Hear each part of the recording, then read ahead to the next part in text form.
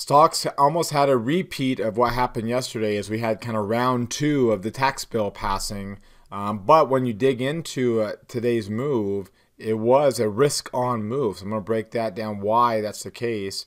Even though there is some near-term volatility expected, I'm going to show how higher near-term volatility in the past doesn't necessarily translate into big deep drops. It translates more into sideways up and down moves. And with today's trade idea, we take a look at something that already has pulled back, and we offer a speculative, short-term speculative trade to see if it will bounce off support, and if it does, with a good reward to risk ratio. Let's go ahead and get started. My name is David Settle, and this is my market outlook for today, Wednesday, December the 20th, 2017. Thank you very much for watching tonight. Welcome to those that are watching for the first time. Keep coming back day after day for more. In fact, subscribe to my YouTube channel by clicking that red subscribe button right down there below the video. Also, hit that thumbs up icon right next to the subscribe button. That lets me know that you like the video today, that you want me to do it again tomorrow. So it's one click, really easy way to give me feedback. Scroll down further and comment on anything that stood out to you from today's video. Any light bulb moments, any new ideas that you picked up. You can also see in the video description, there's a bunch of links there. Subscribe to my daily email newsletter that I associate, that corresponds to this video, Market Outlook video. Timestamp, hyperlink summary of everything we talked about, including a list of today's clusters. Quite the extensive list of bullet or oversold clusters today in the S&P 500. So make sure you get that by subscribing. Also, you can follow me on Twitter for more content that I put out in addition to these videos. You see my handle up on the screen at DavidSettle42. Like and retweet today's Market Outlook tweets, always pinned to the top. That way Twitter keeps pushing you my tweets. Also, you can join the Market Outlook community on Facebook. There's the address at the top of the page for those of you who want to join a group of like-minded investors like yourself that watch these videos. You can be able to interact and share with each other what you're learning and what you're seeing. All right, let's take a look at the S&P 500 first with the market forecast indicator down here at the bottom. Again, strong bullish posture. Nothing changed today from that perspective. Strong bullish posture. Market sentiment still as high as it is. But you notice near-term line pulled right back down below 50. So we only had, 2 days above 50. Near-term volatility. More near-term highs, more near-term lows. More ups and downs. None of them are bullish. None of them are bearish, right? We're still got a bullish trend. There's still higher highs and higher lows. But I wanted to point out today, I want to kind of show you visually, because you notice I put these ovals on here to kind of signify where the near-term highs and where the near-term lows are. That's the blue line, the peaks and valleys on the blue line. They kind of help us represent the trend. So, of course, from a visual standpoint, visually you'll see more near-term volatility when you see more ovals back to back. See? No near-term volatility here. Nice, good trend. But you can see when you get well up above the moving average, and here, let's do this. I'm going to, all right, so what I've done is I took out the market sentiment really quickly, and I pulled up the market forecast, the MACD, the MACD, the moving average convergence divergence indicator, and I've programmed it to show how far above the 30-day moving average current price is. So that's the 130. So you can see when you get up above these levels, you start to see a lot more ovals. When you get far up above the moving average, you start to get a lot more ovals. And again, you can see right here, a lot more ovals. And every time we get a lot more ovals, the trend that we've been on starts to peter out. Now, it doesn't go down. So here's another one, a lot more ovals up here. And you can see, more ovals leads to pullbacks. Not significant, not trend-changing pullbacks, but more ovals leads to pullbacks. And that's what we're getting right now. So let's go back to a regular market forecast indicator here. That's what we're getting right now. We're getting more ovals, which means we're getting more near-term highs and more near-term lows. Highs get anytime the near-term line gets above 50, and lows anytime it gets below 50. And so what do we expect to see then? We expect to see that we'll kind of probably move around in this area right here in between the peak, the intermediate peak, and 23 to 38% Fibonacci retracement. That's typical until we see something different. But we're not going to drop down to 62% anytime soon. We might, who knows? But it won't be tomorrow, it won't be next week, it won't be next month. Because we typically don't tank that far that fast from all-time highs. Doesn't mean we can't. It's just the odds are low because it's all about odds when you're trading, all about probabilities. The odds are low. You've got lots of support. I mean, all this Fibonacci support. You've got these old highs, and and of course, you've got 70-some odd percent retracement here at that old high. And if I were to throw on that one, which is not typical, but we'll throw on that 78% retracement. You can see it's right over here at this old high point. So lots of support. No bear market anytime soon. But pullback is very feasible. Very, very feasible that we'll get a pullback here. Let's get rid of that's getting a little too busy with all those lines. All right, so that again, near-term line, you notice it's still still in bullish territory. We did get an extreme low point yesterday. The momentum line is still down there. It's not as extreme. So technically now, again, this would be a typical bullish intermediate confirmation signal, which is a buy the dip signal, essentially strong bullish posture, oversold momentum line.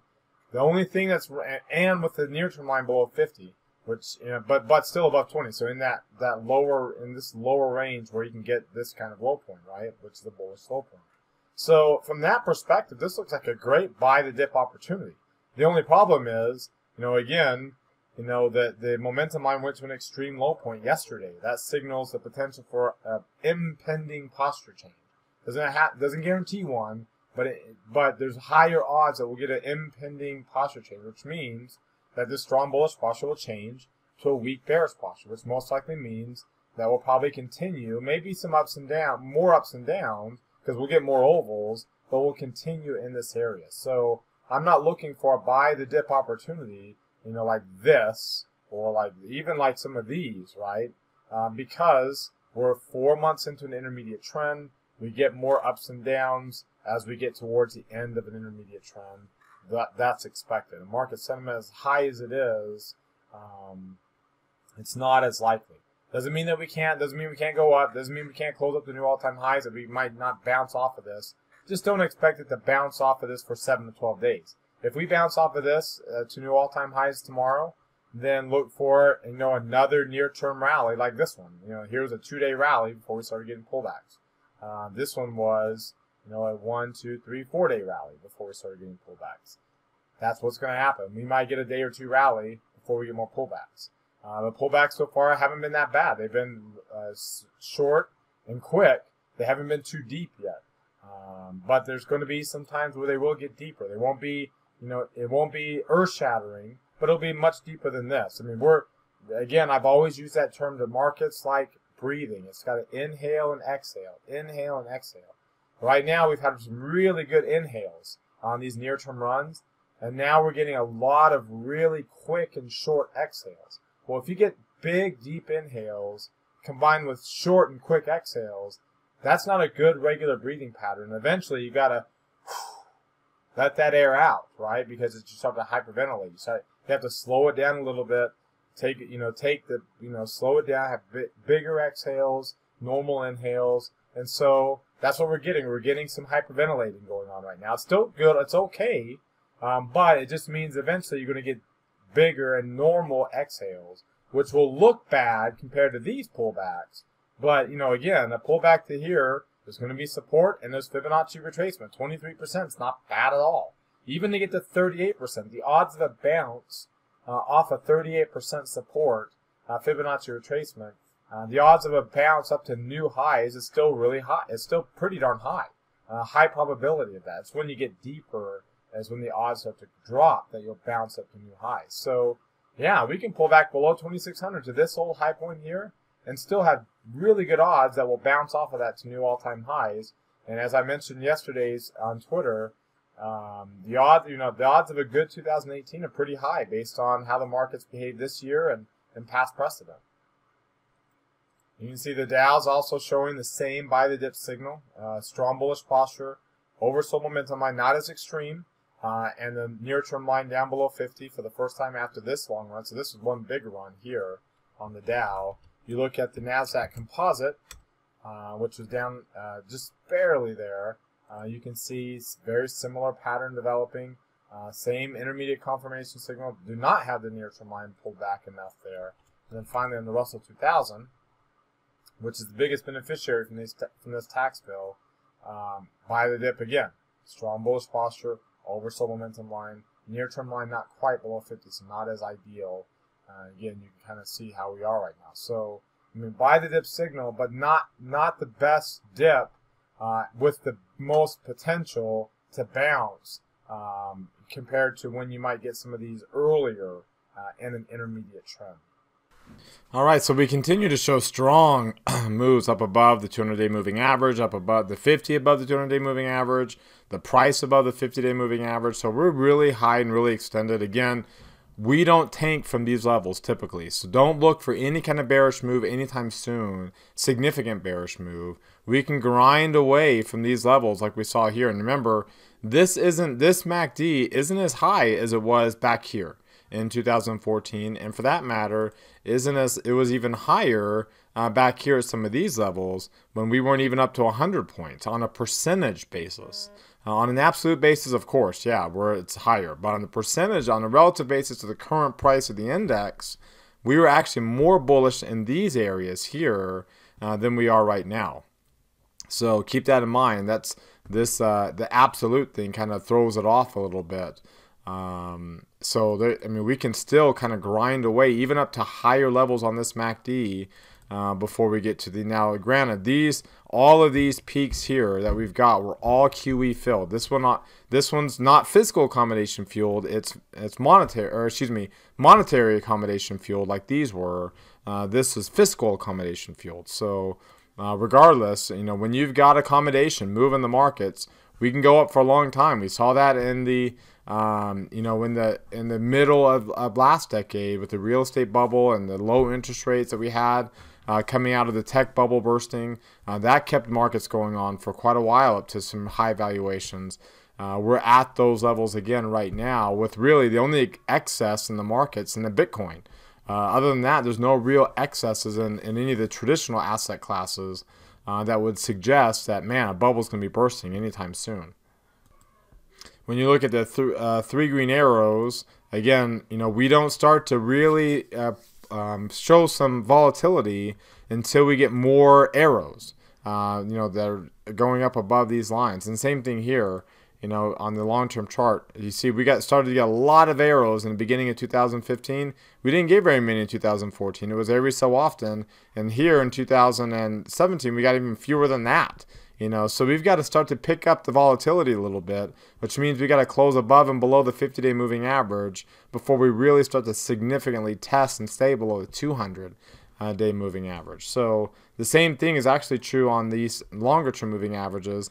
We're not even close to getting an arrow on the 30-day moving average anytime soon because we're so far up above it. We're still above the 8-day with this pullback. And again, another reason why I'm not too sold on how big this jump is going to be.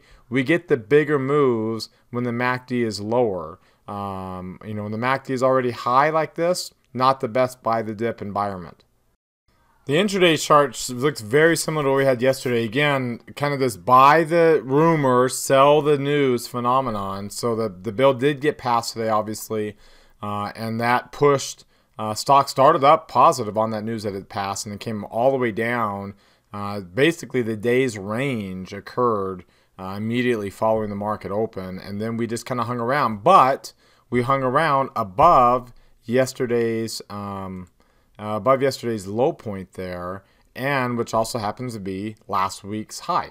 So we're kind of holding that support in that area so far after dipping briefly below it here early this morning. So bearish candle, lower high, lower low, but not as bearish as it could be because we didn't close below yesterday's low point significantly at least, and we're still holding last week's high point. But also we're not pushing that 4-week band high up anymore either. Remember, we were pushing that 4-week high up, which is good because we're starting to bring up the 4-week low point now up to these levels here. So we'll just move this, and you notice we're moving it now day after day. Now it's at that level, I believe. Let's go back. Yeah, so we're at that level, but you notice in a couple more days we're going to move it up to there, and we're going to move it up to there, and eventually after another week we'll move it up to here, and so we'll have about a 7-point range, and then a few days after that we'll move it up to there, last week's low point, so which will really tighten up the range and make the midpoint. So again, the midpoint, as long as we're above the midpoint, then we're fine. right? It's when we start to break down into the lower half of the 4-week range that we really start to threaten with a trend change, with a more significant trend change. Because we can drop all the way down into here right now, and it will probably cause a weak intermediate posture change, but nothing too bad, right? It's when we start to break down below that we get the intermediate line coming down below 50, and which eventually would actually be a much better buying situation than, say, buying the dip right here. If you look at today's range, still relatively large range. It was 1 2/3 points. Volume still very similar to yesterday, so very similar profile to what we saw yesterday. And you can see, the range is still pretty high relative to the average, so it's not bringing that line down. The volume is below average, but not too significantly below where we really start to bring that down either. So, we're starting to get some more near-term volatility, and it's showing up. And not significantly extremely high volume in ranges, but high enough to be bearish, right? High enough, even though we're on this bullish trend, high enough to say, okay, these are pullback type days. We should be expecting more of a pullback than we've seen recently. More something like this, and over here is probably what we're going to start getting right now. From a volatility standpoint, again, another reason for the potential for a near-term pullback is volatility is very low. We're still below 10. With the bounce that we had. We got below 9 at the open today. So very extreme low volatility on an absolute basis, and also very extremely low on a relative basis. So again, at the open, or by this morning, we were down very, very low in volatility, and it bounced back up, but still closed below 80%, which is lower than what we had yesterday and extremely low. So again, the lower this is, we expect volatility to rise. It doesn't have to rise big. None of these were big rises in volatility, but enough to get some choppiness in the short term, enough to get that posture change from what is currently a strong bullish posture to a weak bearish posture. So not as strong to strong, right? Strong to weak. So nothing necessarily to go crazy about. All right, now let's talk about what's driving the price action today. Remember to follow me on Twitter as I put out more content throughout the day, and really appreciate the comments like this about the video. You notice I'll retweet that, but I appreciate those. We're getting a lot of those here lately. And again, if you don't know where I'm at David or twitter.com/DavidSettle42. There'll be a follow button right there to follow, and then you'll see the market outlook tweet. And this is to make sure you keep getting my stuff, that Twitter keeps pushing my stuff. You have to like and retweet my stuff, and the easiest way to do that is just always go to tonight's market outlook and like and retweet or retweet that tweet. Then they'll keep pushing you. They'll keep pushing you to all the stuff that you're engaging with the most. All right.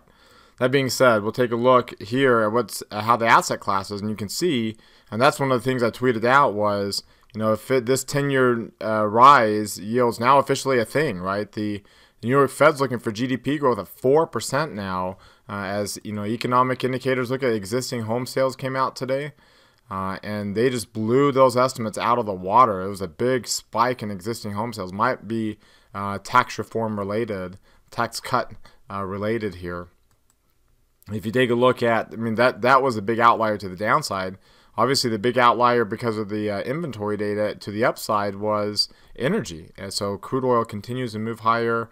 We talked about the idea that crude oil was priming itself for a move, right? How the Bollinger Band width is down as low as it's been. Now you notice it was about a whole expiration cycle here before we did get a spike to the downside.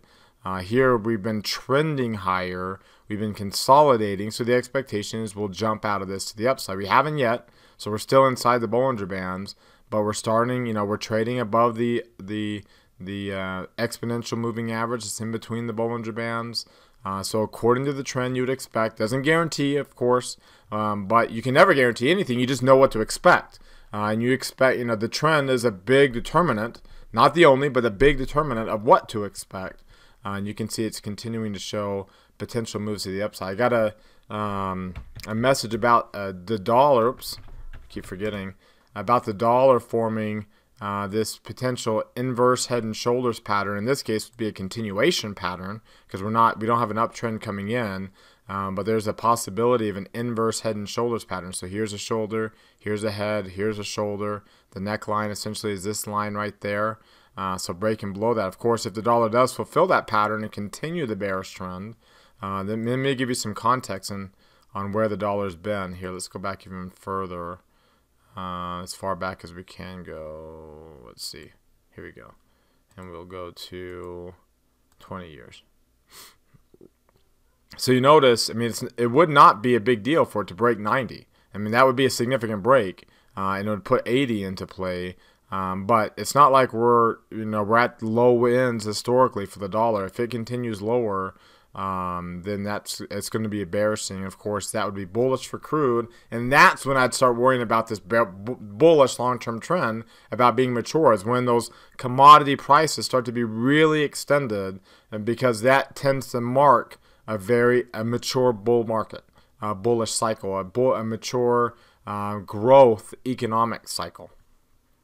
So that's what we're looking at there, and crude oil's been doing pretty well lately. You can see it had a little bit of a dip, and it had a little bit of a dip right there, but really from that open right here on the 14th, so let's go from the open, crude oil's up 3% and nothing else. I mean, small cap stocks are up a little bit, large cap stocks are up, outpacing international stocks. Dollar's been down, showing some weakness, and treasuries have really been down. In fact, treasuries really, I mean, as this tax bill has been pretty much dominating the news over this week so far.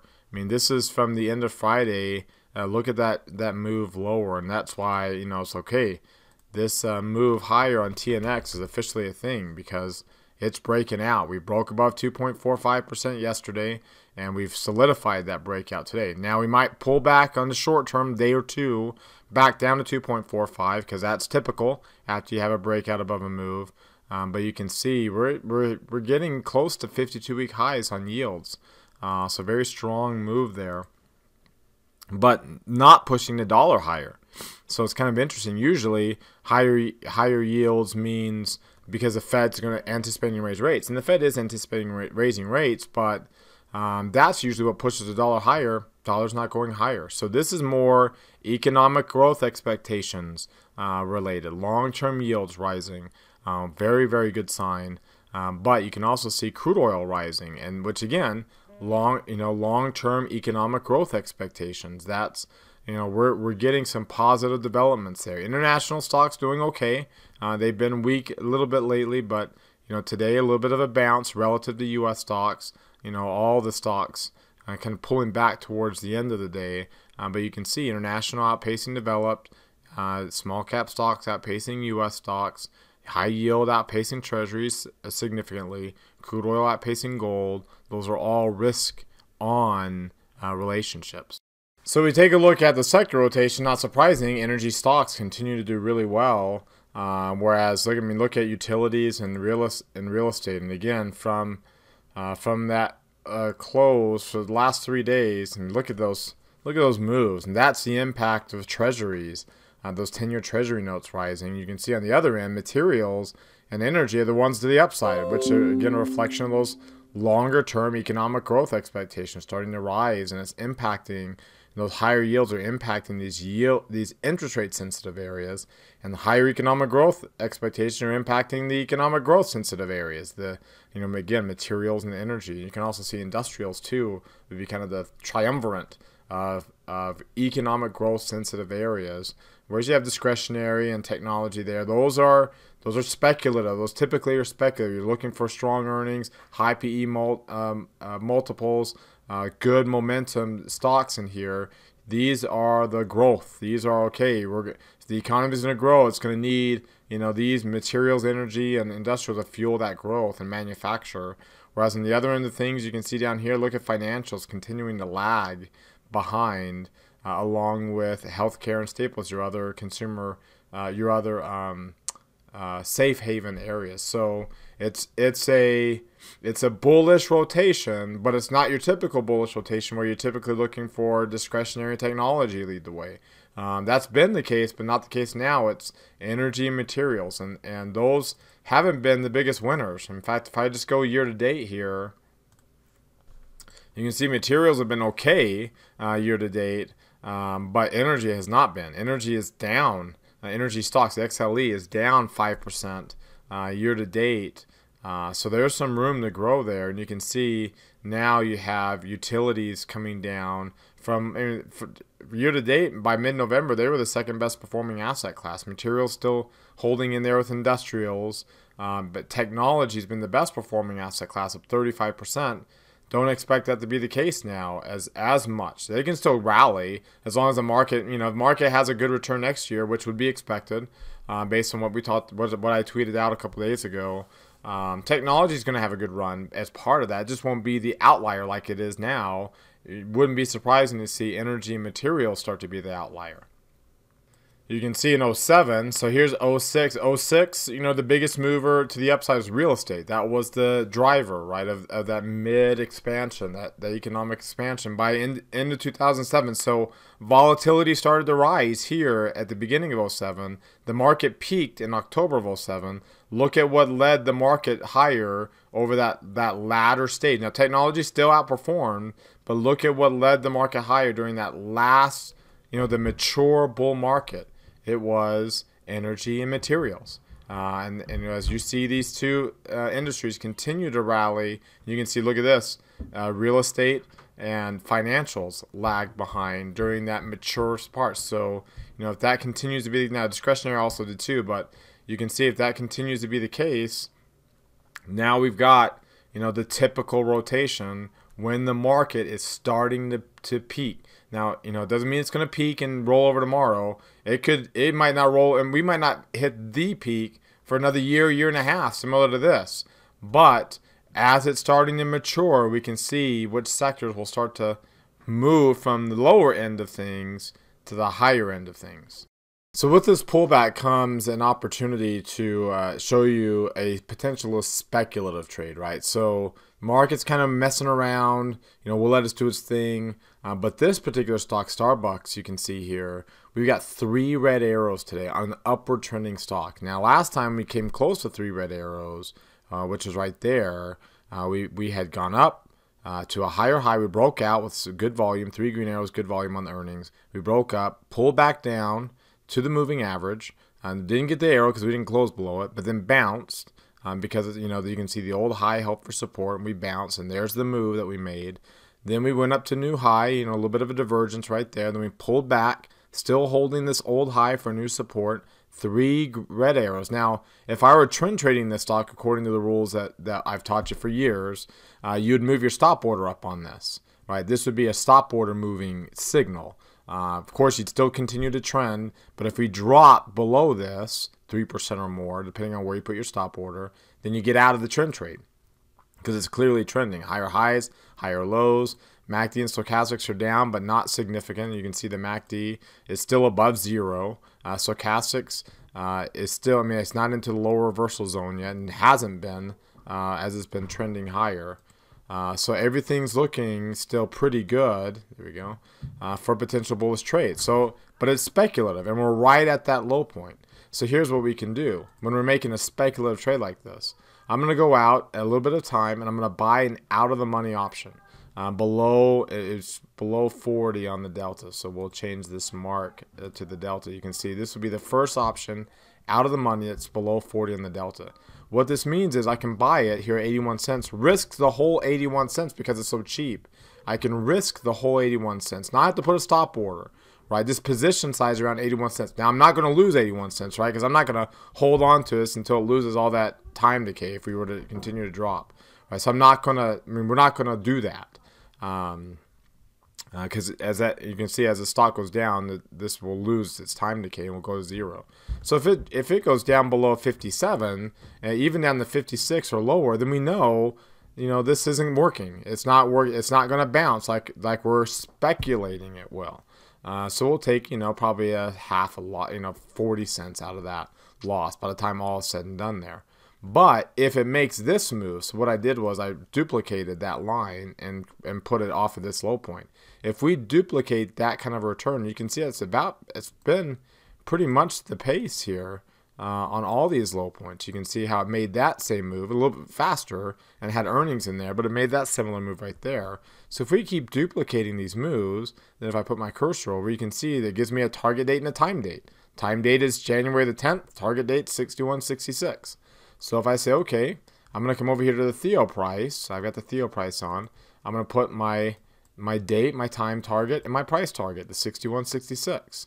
So you notice now, if that happens, barring any change in volatility, the option will be worth $2.36. So about a dollar or $2 or $1.60. So about a 2-to-1 reward to risk ratio, assuming I'm position sizing on the full 80-cent loss. Now, most likely not going to take 80 cents, so most likely going to take about 40 cents. So if I get, $1.60 out of 40 cents, now I get a 4-to-1 reward to risk ratio. Again, we don't want to position size around 40 cents because weirdness can happen. So I want the worst possible scenario being that I lose all 81 cents and I get a 2-to-1 profit to loss ratio here. But knowing that, most likely weirdness is not going to happen. If we break 57, we'll take a small loss. Let me show you an example. Let's say a few days from now, we'll get this back to 0. Let's say, and get this back to today, a week from now, by next Wednesday, it drops $1. So now let's go further. Let's give us some more room to work with. Let's say it drops $2, $2 whopping dollars. So easily below 57, easily below 56, 55.73. That's like in this area. So we know it's not bouncing, right? Because we're speculating that it's going to bounce immediately off this 3 red arrow signal on an upward trending stock. So that being the case, look, my Theo price is down to 30 cents. So I'll lose 50 cents. In that scenario, and that's waiting for it to go all the way down there. So you can see I'm not going to take the full 81 cents most likely, but just in case, I'll position size around that, and because this is speculative, low probability, so I'll position size around that, knowing that if we hit that target, I get at worst 2-to-1 profit loss ratio, but at best, most likely, about a 4-to-1, maybe a 5-to-1 profit to loss ratio, depending upon what volatility does. If it were to drop a little bit more, that's going to impact it negatively. If it gets there faster, I'll get a higher reward. You can see, this one, it was slower, and you had earnings that sped up. Here, it was actually faster coming off the bounce. Stayed above that line most of the time. So you can kind of get an idea of how long it can take as you go above or below that line. So in summary, the market continues to be strongly bullish, but near-term volatility is picking up. So there's going to be ups and there's going to be downs. There's going to be more downs. As market sentiment starts to come down, you'll see more down days and up days. It won't necessarily mean like we're getting this deep pullback, but we'll start getting more of a pullback than what we've seen over the last 4 months. The intermediate line will start to come down. But that doesn't mean everything's going to come down. There are, with our trade idea today, there's a good trending stock that's already come down and presenting a potential bounce opportunity. If it plays out, great. We have a speculative, good profit loss ratio trade on that. If it doesn't play out, great. We take a small loss and call it good and move on to something else. So it's a way, again, just to be speculative, anticipating a bounce in that particular stock while we see economic growth expectations starting to rise, being reflected in different asset classes and sectors that are outperforming today. So thanks as always for watching tonight. I really appreciate the time that you spend watching the videos day in and day out. Remember to subscribe, like, and comment down below on the YouTube video. Even you can do it, remember, while you're watching. Also remember to follow me on Twitter for more content. Like and retweet tonight's Market Outlook tweet from there to make sure Twitter keeps pushing you my stuff. Same thing on Facebook. If you're a Facebook person, remember to join the community and like and share the posts from there to make sure Facebook keeps pushing you my stuff there as well. Again, have a great evening, everybody. We'll see you all tomorrow.